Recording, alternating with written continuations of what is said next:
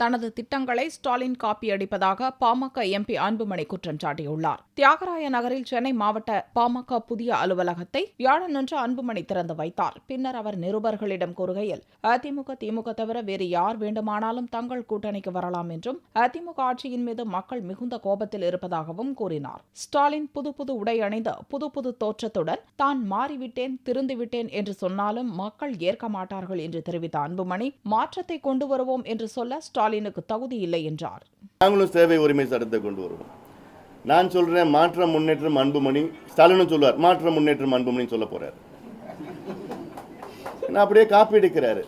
தெரியல, தமிழ்நாட்டிலுடைய இளைஞர்களுக்கு யாருக்கும் போர் அடிக்காம இருக்கு. ஆட்டோவில் தொங்கிட்டு போறதும், டீ கடையில் டீ குடிக்கிறதும், நடனம் டான்ஸ் ஆடுறதும், இதெல்லாம் மக்கள் பார்த்து கொண்டு தான் இருக்கிறார்கள். இது ஒரு வேடிக்கை அரசியல், அவ்வளவுதான். இது மக்கள் மத்தியில் எடுபட போகிறது கிடையாது. இதற்கு நூற்றுக்கணக்கான கோடி ரூபாய் திமுக இந்த ஸ்டாலினுடைய நடிப்பிற்கு பயணத்திற்கும் செலவு செய்திருக்கின்றார்கள்.